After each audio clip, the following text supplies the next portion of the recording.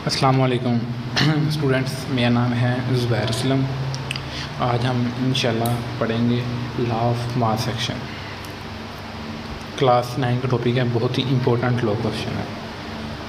Law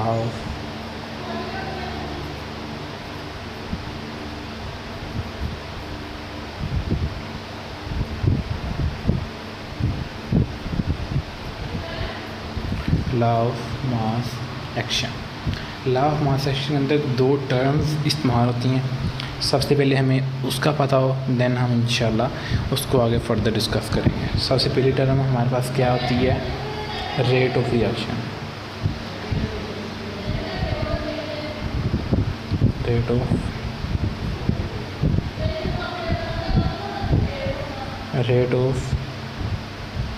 reaction. Rate of reaction क्या होता है? रेट का मतलब होता है speed.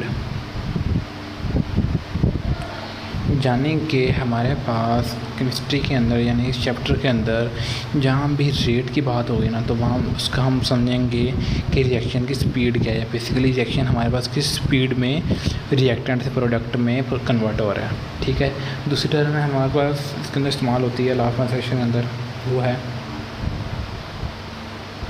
Active mass. Active mass का एक्टिव मास लफ्ज़ से ही ज़ाहिर होता है। एक्टिव मास लफ्ज़ से ही ज़ाहिर होता है यानी वो चीज़, यानी कि वो चीज़ जो कि एक्टिव हो।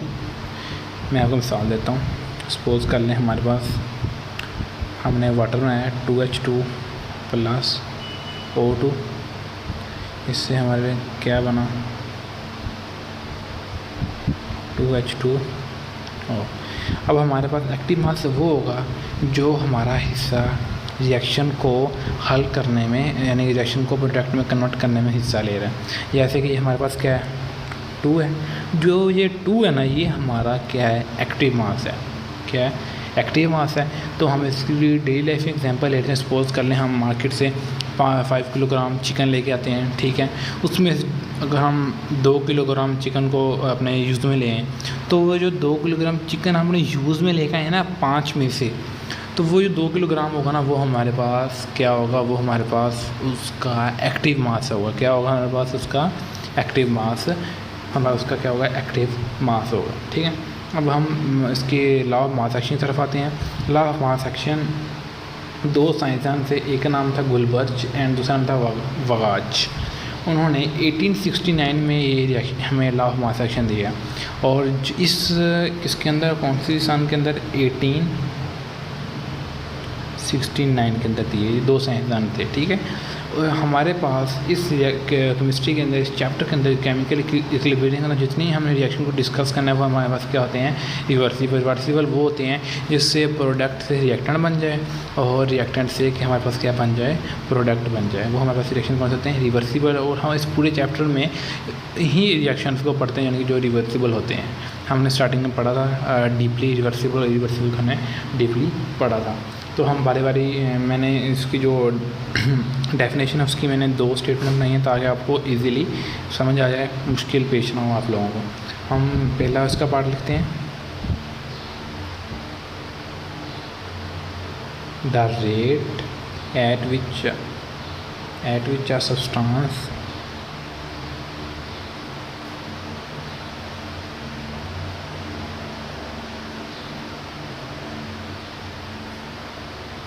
इज़, डीपी का मतलब है डायरेक्टली प्रपोर्शनल टू इट्स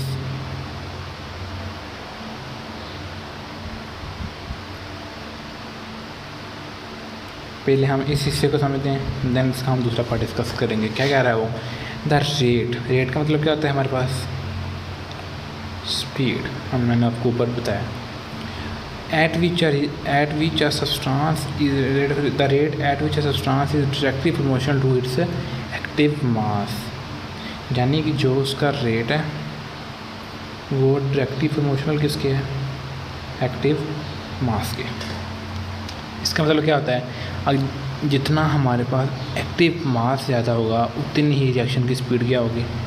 ज़्यादा होगी। जितना हमारे पास एक्टिव मास कम होगा उतनी ही रिएक्शन की स्पीड भी क्या हो जाएगी? कम हो जाएगी।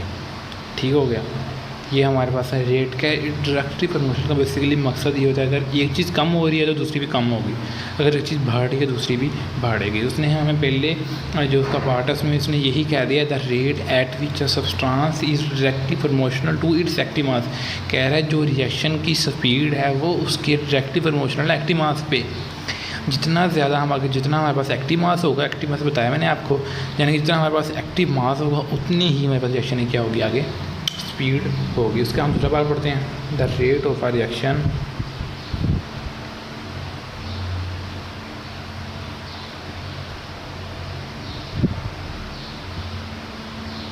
Is directly proportional to the product of reactive masses of reactant.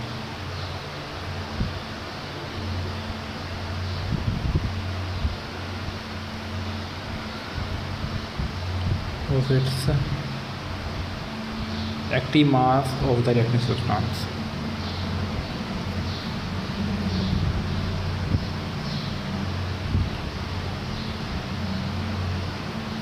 Reacting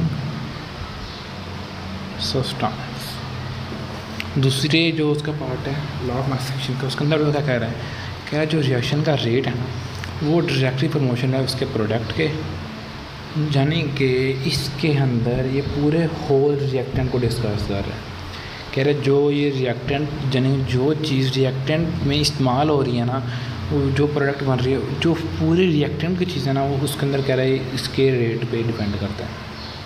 पहले उसने पहले पॉइंट में कहा था कि जो रिएक्शन का रेट है वो उसके एक्टिव मास पे कर रहा है, तो वो कह रहा है कि जो मुकम्मल रिएक्शन है, रिएक्शन का जो मुकम्मल हिस्सा है हमारे पास वो किस पे डिपेंड कर रहा है, उसके एक्टिव मास पे डिपेंड कर रहा है।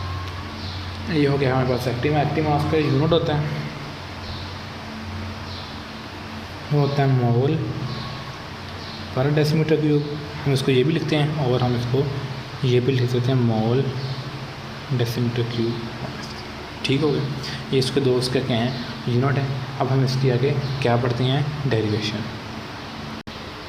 चलें अब हम आ जाएं डेरिवेशन में। डेरिवेशन में क्या है, हमारे पास एक रिवर्सिबल रिएक्शन है।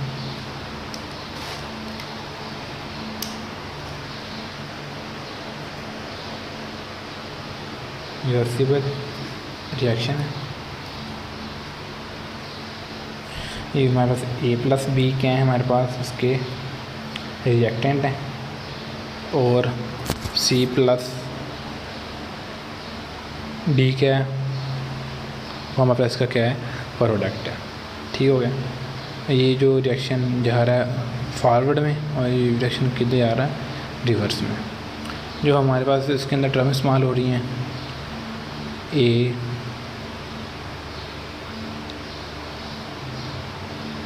बी सी डी, ये हमारे इसकी क्या हैं, एक्टिव मासेस हैं।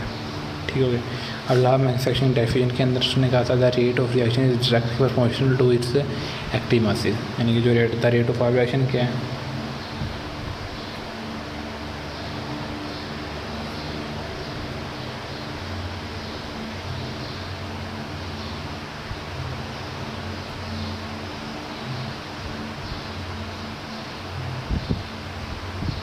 डायरेक्टली प्रोपोर्शनल किसके है, इसके एक्टिव मासेस के।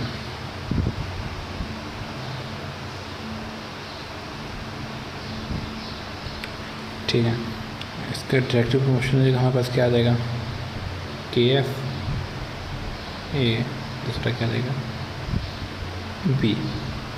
ठीक हो गया। इसी तरह reverse reaction, the rate of reverse reaction वो क्या आ जाएगा, सी, दूसरा का टर्म क्या आएगा हमारे पास, क्या आ जाएगी, डी। इसकी जगह क्या आ जाएगा, के आर सी और ये डी। जब रिएक्शन इक्विलिब्रियम भी होगा,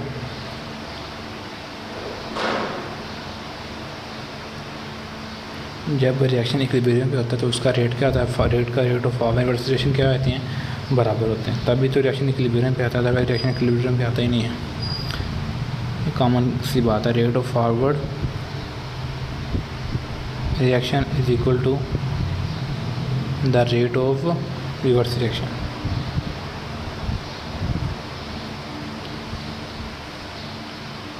ठीक है, आज हमारे पास क्या आ जाएगा, K F A B K R C D.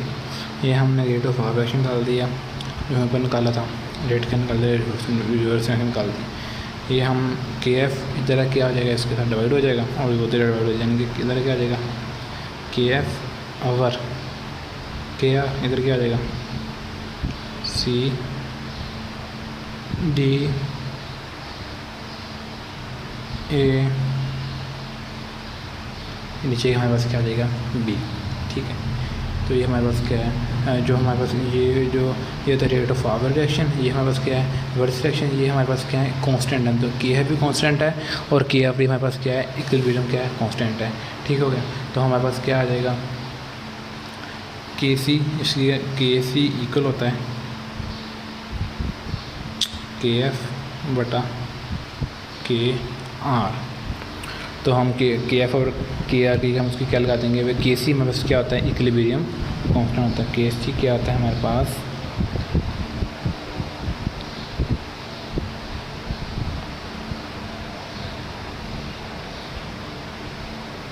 Constant. और सी के सी क्या होता है इक्विलिब्रियम कांस्टेंट होता है। इसको हम कैसे रिप्रेजेंट करते हैं के सी को, फिर क्या आएगा सी डी, नीचे क्या आ जाएगा ए और क्या आ जाएगा बी। ठीक है, अगर हमारे पास एक और इक्वेशन है रिवर्सिबल रिएक्शन है, उसके साथ उसके मोल्स आते हैं। मोल्स को कैसे लिखते हैं, मोल को सेम रिएक्शन सेम ऐसे ही है, बस थोड़े से इन्होंने इसमें बताया कि इसके अंदर मोल को हम कैसे लिखते हैं जब साथ क्या आ जाए मोल्स आ जाए। सेम सारा ऐसे ही रिएक्शन जैसे हम पहले किया, द रेट ऑफ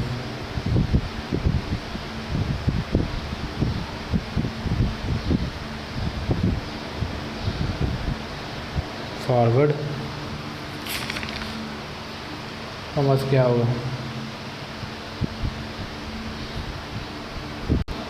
वो हमारे पास क्या आएगा ए कवर ए, जब साथ में मोल्स आ जाते हैं ना तो वो उसकी एक्टिव मास क्या बन जाते हैं पावर।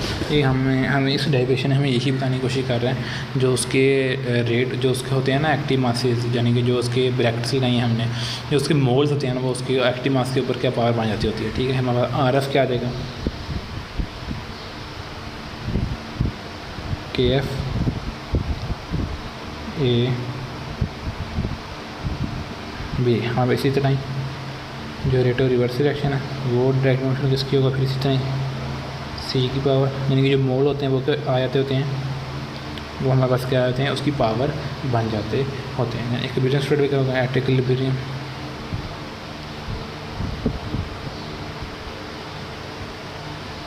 इक्विलिब्रियम स्टेट में हमारे पास रेट ऑफ फॉरवर्ड और रेट ऑफ रिवर्स क्या होते हैं बराबर होते हैं, ऐसे आने पीछे पड़ा है। जस्ट हमें इसमें ये बताने की कोशिश कर रहा है कि जो उसकी पावर जो उसकी ये होती है ना, इससे क्या बन जाती होती है पावर बन जाती होती है कि एफ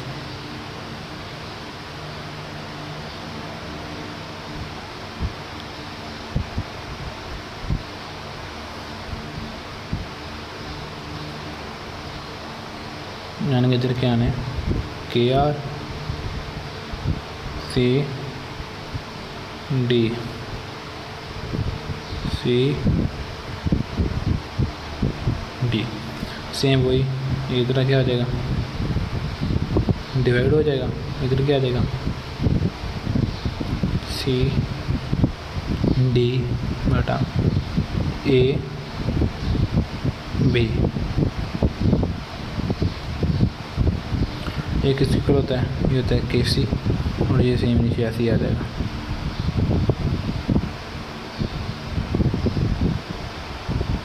यानी जो उसके मोल होते हैं ना वो उसकी क्या बन जाते हैं हमारे पास उसकी पावर बन जाते हैं।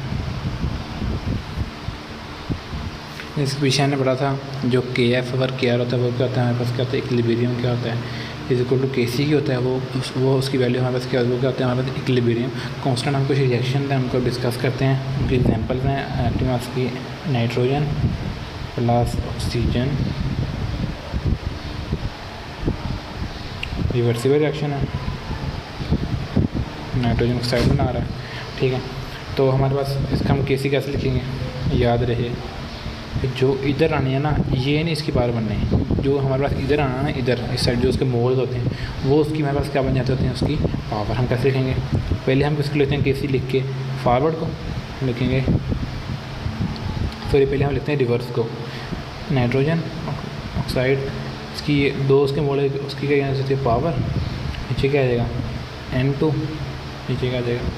और हमारे पास कोई भी रिएक्शन आ जाए, कोई भी रिएक्शन आ जाए, सपोज कर लेते अगर हमारे पास लेट्स सपोज हमारे पास इसके 3 मोल होते, सपोज कर लिया, ठीक है, इसके 4 मोल होते, जो हमारे पास जो उसके मोल्स आना था ना इसकी क्या बन जानी थी पावर, और जो ये अंदर एलिमेंट यूज़ हो रहा होता है वो उसके ब्रैकेट्स के अंदर आ जाता होता है, और जो उसके मोल्स होते हैं वो उसकी क्या बन जाती है पावर बन जाती है। हम एक और रिएक्शन देखते हैं, नाइट्रोजन प्लस हाइड्रोजन है,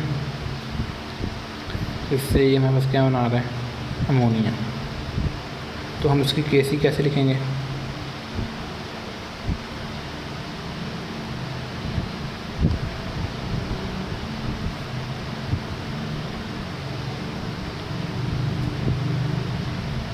ये H2 की पावर क्या हो जाएगी 3, यानी जो मोल्स होते हैं वो हमारे पास उसकी क्या बन जाती होती है पावर बन जाती होती है। हमारा था लॉ ऑफ मास एक्शन। मैं बाकी आपको बुक से बताता हूँ कि बुक से हमने कैसे पढ़ा, कौन सी हम चीज़ें पढ़ी हैं। अब हम बुक पे आ गए हैं, ये देख ले लॉ ऑफ मास एक्शन 2 साइंसदान थे, ये 2 साइंसदान थे, इन्होंने 1869 में लॉ ऑफ मास एक्शन को डिस्कवर किया था, इस पर काम किया था मैंने। ये हमारे पास था रिवर्सिबल रिएक्शन, ये हमने पढ़ा है, ये हमारे पास देखने हैं the rate of power reaction है, ठीक हो गया।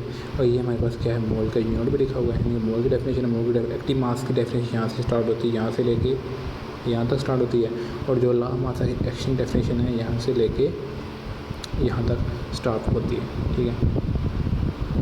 ये सारा हमने पढ़ा है।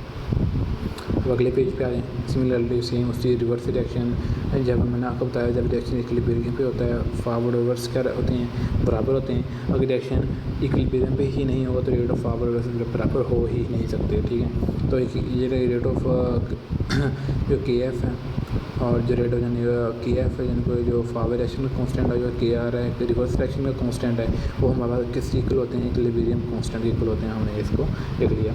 अब हमारे पास एक नीचे उन्होंने एक और रिएक्शन दिया सैंपल के तौर पर, जैसे कि इसमें हमें बेसिकली बताया जा रहा है कि जो इसके ये मोल्स होते हैं ना, ये वाले मोल्स, ये इसकी क्या बन जाती होती हैं पावर। बाकी सारा रिएक्शन ऐसे जितने भी जैसा मर्जी रिएक्शन आ जाए, अगर हम आप इसको कह दिया जाए कि इसका केस ही फाइंड करो, सिंपल आपने प्रोडक्ट को ऊपर रखना है, प्रोडक्ट को ऊपर रखना है, रिएक्टेंट को नीचे रख देना है, जो रिएक्टेंट के मोल्स होंगे ना, जो एलिमेंट्स हैं उनको ब्रैकेट के अंदर लिख देना है, और जो रिएक्शन के मोल्स होंगे उसको उसकी क्या बना देना है, हमने उसकी पावर बना देना है। नेक्स्ट पेज पे आ जाएँ, ये देखें इन्होंने वहाँ से ये पावर बनी हुई है, ये किस इक्वल होता है केसी को। यहाँ पर एक रिएक्शन है, देख लें, ये 2 नाइट्रोजन है, हमारे पास नाइट्रोजन यहाँ कितने मोल है 1 है, ऑक्सीजन कितने मोल है 1 है, जो रिएक्टेंट है वो नीचे आएंगे, प्रोडक्ट क्या होगी ऊपर आएगी, जो प्रोडक्ट के मोल हैं वो हमने उसकी क्या बना दी है पावर बना दी है, ठीक है। उसके बाद नीचे हाइड्रोजन देख लें, हाइड्रोजन अमोनिया कितने मोल हैं 2 मोल हैं, हाइड्रोजन में कितने मोल हैं